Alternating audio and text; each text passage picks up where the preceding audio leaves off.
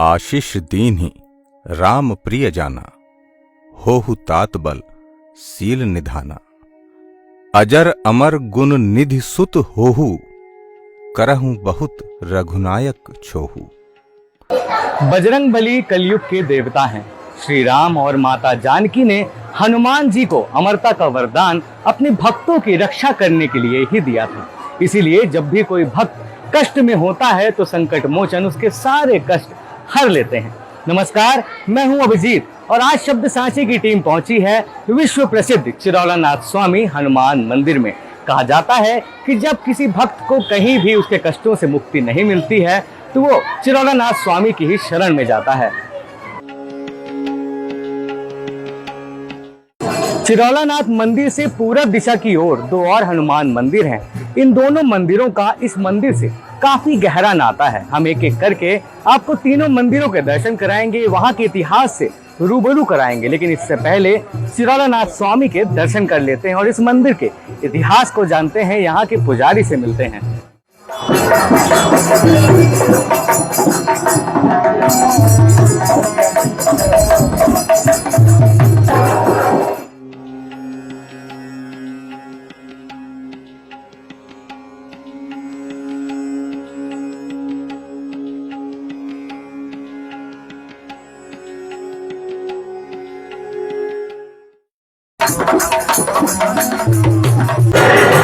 चिरौलानाथ स्वामी को district court भी कहा जाता है। ऐसा कहा जाता है कि जिन भक्तों को कोर्ट कचहरी के झंझट में फंसना नहीं होता है वो यहाँ आकर बजरंगबली से न्याय मांगते हैं। कहा यह भी जाता है कि यहाँ पर कभी रामचरितमानस के रचयिता गोस्वामी तुलसीदास का भी आना हुआ था। उन्होंने यहाँ आकर रामचरितमानस का पाठ किया था। इस मंदिर के इतिहास के बारे में हम जानेंगे। उससे पहले आप यहाँ के इंफ्रास्ट्रक्चर के बारे में हमारे वीडियो में देखिए। मध्य प्रदेश के रीवा जिले में सैकड़ों वर्ष पुराना हनुमान मंदिर है, जिसे दुनिया चिरौलानाथ स्वामी के नाम से भी जानती है। कहा जाता है कि यहाँ बजरंगबली अपनी मनोकामनाएं लेकर आने वाले भक्तों को कभी खाली हाथ वापस नहीं भेजते। चिरौला मंदिर की एक खासियत भी है, श्रद्धालुओं ने इसे डिस्ट्रिक्ट कोर्ट का नाम दिया है। ऐसी मान्यता है कि इस मंदिर में केसरी नंदन खुद अपने भक्तों की सुनवाई किया करते हैं और न्याय करते हैं। अब जाहिर है कि चिरौला मंदिर डिस्ट्रिक्ट कोर्ट है तो रीवा में ही हाई कोर्ट और सुप्रीम कोर्ट भी होंगे। चिरौलानाथ मंदिर से पूर्व दिशा की ओर दो हनुमान मंदिर और हैं, रामसागर और खेमसागर। रामसागर को हाई कोर्ट कहा जाता है और खेमसागर को सुप्रीम कोर्ट। ये तीनों मंदिर एक सिधाई पर बने हैं। तीनों मंदिरों के सामने तालाब हैं और तीनों मंदिरों में विराजे पवन पुत्र हनुमान पूरब मुखी हैं। चिरौलानाथ स्वामी मंदिर को लेकर कई किंवदंतियां भी हैं। कहा जाता है कि आज से लगभग 500 बरस पहले महात्मा चिरहुलदास ने यहाँ हनुमान जी की प्रतिमा की स्थापना की। इसी के साथ रामदास ने रामसागर और खेमदास ने खेमसागर में पूरब मुखी हनुमान जी की प्रतिमा एक ही महीने में स्थापित की थी। इन्हीं तीनों महात्माओं के नाम पर इन मंदिरों का नामकरण भी हुआ था। ये तीनों महात्मा रीवा के प्राचीन अखाड़े अखाड़ घाट में निवास करते थे, जो रीवा किले के पीछे आज भी मौजूद है। सबसे पहले रीवा के महाराज वेंकट रमन सिंह जूदेव ने इन तीनों क्षेत्रों में मंदिर का निर्माण कराया था, जो हूबहू रीवा के प्रसिद्ध महामृत्युंजय मंदिर जैसे ही दिखाई देते थे। वक्त के साथ चिरौलानाथ मंदिर का भक्तों के द्वारा विस्तार होता रहा। रीवा से राजशाही खत्म होने के बाद चिरौला मंदिर सरकार के अधीन हो गया था और यहाँ भव्य मंदिर का निर्माण हुआ। चिरौला मंदिर के परिक्रमा मार्ग में भगवान हनुमान की लीलाओं का वर्णन किया गया है। इस मंदिर में हमेशा रामचरितमानस का पाठ होता रहता है। यहाँ हर रोज भंडारे का आयोजन भी होता है। प्रतिदिन हवन होते रहते हैं। ऐसा भी कहा जाता है कि इस मंदिर में कभी गोस्वामी तुलसीदास भी पधारे थे और यहीं उन्होंने रामचरितमानस का पाठ किया था। इस मंदिर के बारे में यहाँ के पुजारी श्री गोकर्णाचार्य विस्तार से बताते हैं। मंदिर का इतिहास जो है तो 800 वर्ष पुराने का ऐसा है। कुछ ऐसी लेख नहीं है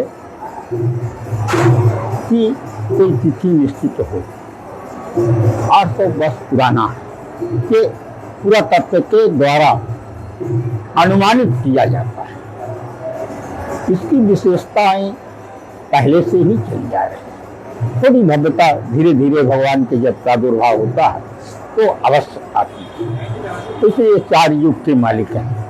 4 युग में हम लोगों को कितनी बार आना जाना पड़ता है, इनको तो 4 युग में बराबर। और ये सेवक हैं। सेवक का धर्म कठोर है। हम तो कुछ प्राणी हैं, उनके बारे में क्या बता सकते हैं जो 4 युग की बात आएगी। अभी तो 8 वर्ष की बात हम आपको बता नहीं पा रहे हैं। व्यक्ति कहते हैं लोग बात कि ये केहुलनाथ करते थे, तो इसके पूर्व भी लोग ये भी कहते हैं कि तुलसीदास भी यहाँ आकर के रामायण की। तो सत्यता क्या है, इसलिए मानते हैं हम चिरहुलनाथ जी थे यहाँ, इसलिए चिरहुला नाम पड़ा। परंतु तुलसीदास भी आए तो आप देख ही रहे हैं कि यहाँ वो रामायण के बड़े भक्त थे, हनुमान जी के परम भक्त थे। तो हम रामायण को महत्व देते थे, रामचंद्र जी का। रामचंद्र जी इनके ऐसे ये भक्त हैं, हम आपको बताएं कि सीना फाड़ के दिखा दिए। अब इससे क्या प्रमाण आपको ज्यादा दे सकते हैं? हनुमान जी के बारे में तो इतनी बड़ी राम की मर्यादा के लिए तो मतलब मर्यादा के लिए नहीं, सेवक का काम है। जो भी आ जाए उसमें कठिनाई कुछ नहीं, इनके हाथ से कुछ कठिनाई होती नहीं, इनके चलने से कठिनाई दूर। यहाँ जो ये फोटो लगी हुई है वेंकटरमण जी की है। यहाँ पहले रीवा राजा नरेश रहते थे। उनके पूर्वजों की भी ये किला जो आप देखे होंगे रीवा में, ये महाराजाओं की उपाधियां। हमारा लक्ष्मणवाद उनका गुरुद्वारा है, उसकी एक ये शाखा है। इतिहास पुराना है इनका, पर लक्ष्मणवाद में शामिल किया गया। ऐसा इतिहास है कि किला के बगल में अखाड़ घाट में पहले ले गए। राजाओं का सत्ता था। राजा ने जब कभी युद्ध करने जाते थे, राजाओं का काम युद्ध करना है, रक्षा करने के लिए जाते थे कि कोई दूसरा राजा आक्रमण करने आए तो इनकी फौज को जब रवाना करते थे तो राजा स्वयं फौज को रवाना करते थे, पहले यहाँ आकर के नमन करते थे। ये वेंकटरमण की फोटो इतिहास बताए। ऐसा कुछ प्रतापी रहे होंगे और ये सेना पति ही है हनुमान जी और उनकी रक्षा करते थे। ऐसा हम भी मानते हैं कि हमारी भी रक्षा करते हैं, हम उनकी प्रजा बन के रहते हैं। चिरहुला नाथ स्वामी के दर्शन करने और पुजारी जी से इस मंदिर के इतिहास और महत्व को समझने के बाद हम निकल पड़े हाई कोर्ट यानी कि राम सागर मंदिर। जिस तरह चिरहुला दास ने चिरहुला में हनुमान जी की प्रतिमा को स्थापित किया था, उसी प्रकार महात्मा रामदास ने राम सागर में केसरी नंदन की प्रतिमा स्थापित की थी। चलिए अब राम सागर मंदिर की तरफ बढ़ते हैं। चिरहुला नाथ स्वामी के दर्शन करने के बाद अब हम पहुंच गए हैं राम सागर मंदिर। जिस तरह चिरहुला नाथ की स्थापना महात्मा चिरहुल दास ने की थी, उसी तरह राम सागर मंदिर में हनुमान जी की प्रतिमा की स्थापना महात्मा रामदास ने की थी। तो आइए इस मंदिर के हनुमान जी के दर्शन करते हैं और यहाँ के पुजारी से जानते हैं इस मंदिर का इतिहास और महत्व। एक बात यह भी है कि इस मंदिर में पिछले 4 वर्ष से अखंड मानस का पाठ भी हो रहा है, जिसकी ध्वनि आपको सुनाई दे रही होगी। तो आइए हनुमान जी के दर्शन करते हैं।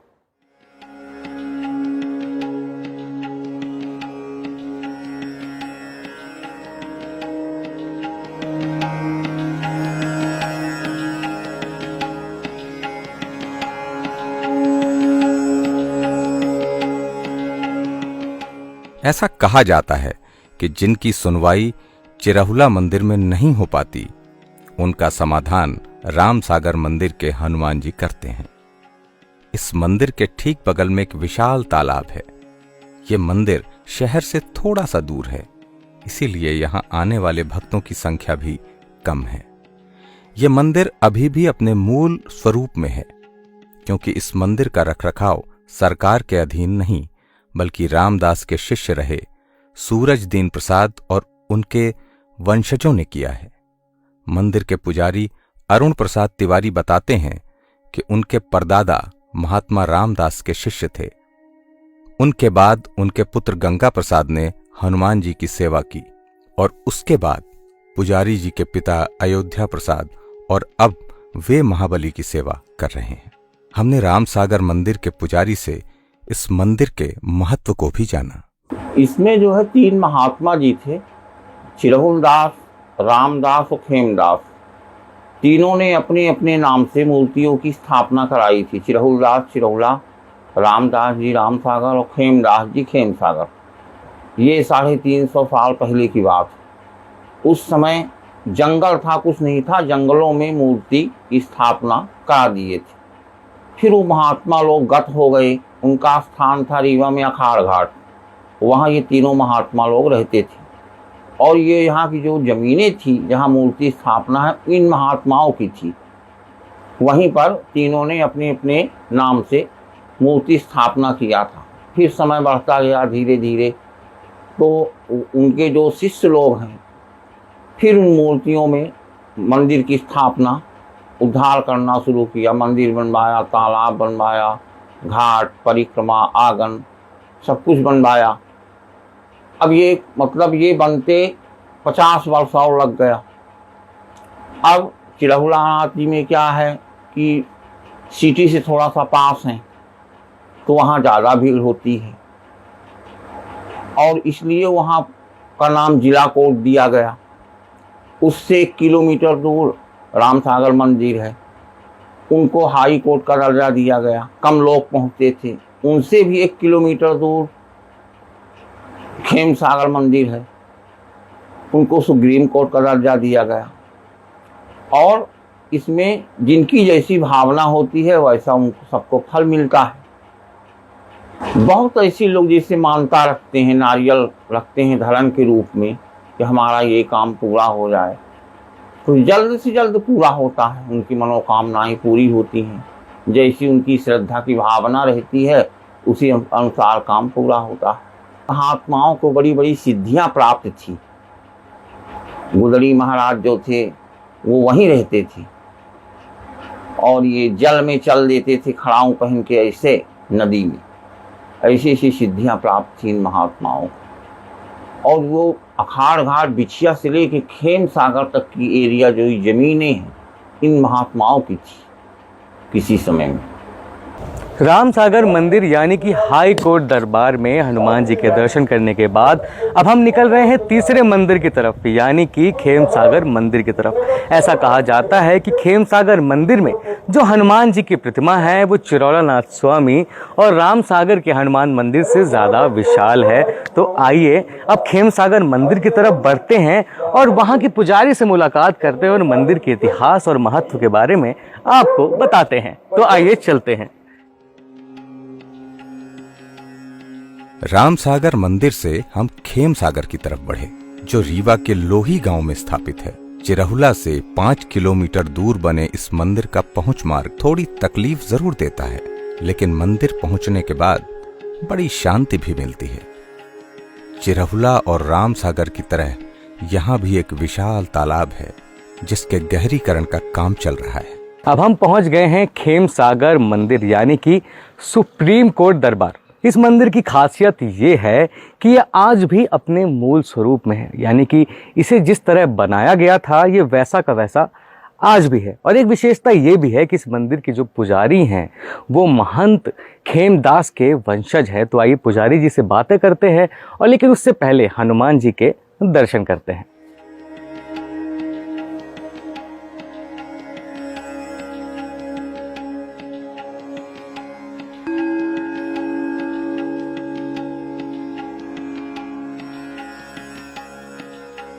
खेमसागर मंदिर शहर से दूर है, इसीलिए यहाँ भक्तों की संख्या और भी कम है। और यही कारण है कि यहाँ बैठकर ध्यान लगाने से भक्त अपनी भक्ति में लीन हो जाता है। इस मंदिर को सुप्रीम कोर्ट दरबार कहते हैं। ऐसा कहा जाता है कि जिस भक्त की समस्या का समाधान चिरहुला नाथ और रामसागर में नहीं होता, वे सुप्रीम कोर्ट दरबार यानी कि खेमसागर में अर्जी लगाता है और यहां से उसे न्याय मिल ही जाता है। इस मंदिर के पुजारी यहां हनुमान जी की प्रतिमा स्थापित करने वाले महात्मा खेमदास के वंशज हैं। पुजारी जी खुद को खेमदास की छठी पीढ़ी का बताते हैं। ये मंदिर भी अपने मूल स्वरूप में है।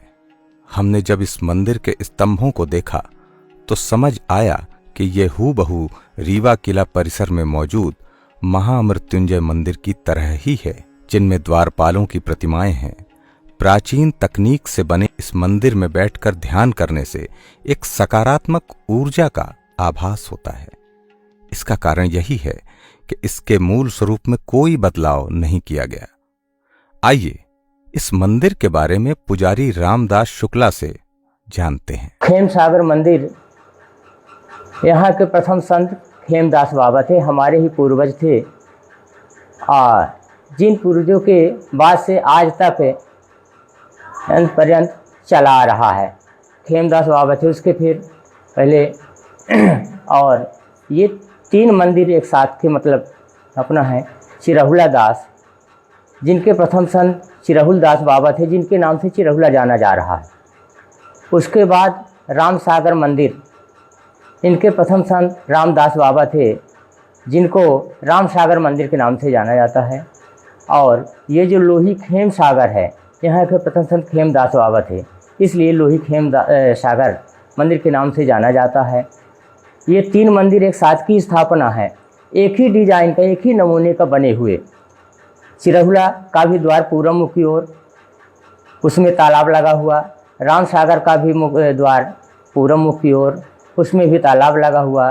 लोही खेम सागर का जो द्वार है पूर्व मुख की ओर, और इसमें भी तालाब लगा हुआ। तीनों मंदिर का द्वार पूर्व, तीनों मंदिर की जो मूर्ति है पूर्व मुख की ओर विराजमान है।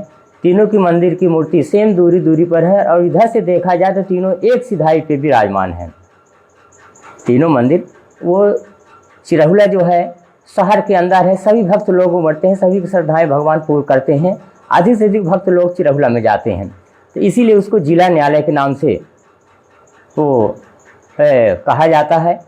और उससे कम थोड़ा भक्त रामसागर की ओर आते हैं, जिनकी मान्यताएं नहीं पूर्ण होती चिरहुला में, तो रामसागर की ओर आते हैं, तो उससे कम भीड़ होती है। वहाँ पर कम लोग भक्त जाते हैं जिनको उच्च दरबार का स्थान मिला है, और वहाँ भगवान अपनी मन्नतें पूर्ण करते हैं। लेकिन उसमें से भी कुछ छूटे हुए ऐसे कुछ भक्त लोग रह जाते हैं जिनकी कहीं नहीं पूर्ति हो पाती, तो फिर श्री खेमसागर लोही सुप्रीम दरबार की ओर मतलब आते हैं, और यहाँ प्रभु के से मन्नत मांगते हैं, प्रभु से आस्था लगाते हैं, और इनकी भी प्रभु मन्नतें पूरी करते हैं। तो ऐसी ये कथाएं तीनों मंदिर के है। और सबसे छोटी मूर्ति चिरहुलनाथ महाराज की है, उनसे थोड़ा बड़ी रामसागर की है, और उनसे भी बड़ी लोही खेमसागर मंदिर की मूर्ति है। ये रहा।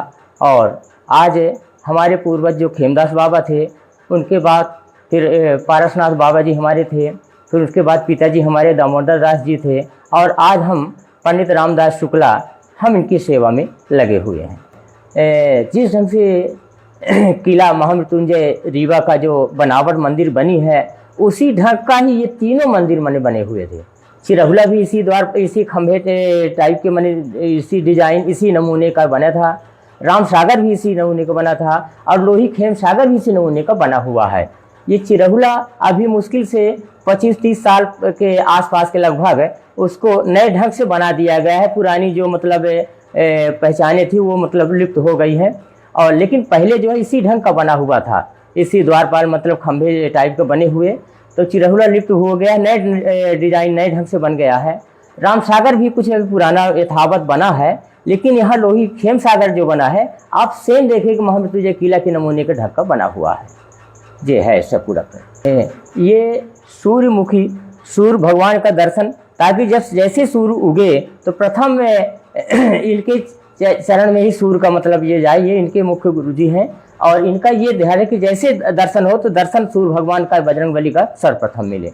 इन तीनों मंदिरों के दर्शन करने के बाद हमने जाना कि क्यों इन्हें डिस्ट्रिक्ट कोर्ट, हाई कोर्ट और सुप्रीम कोर्ट नाम दिए गए हैं।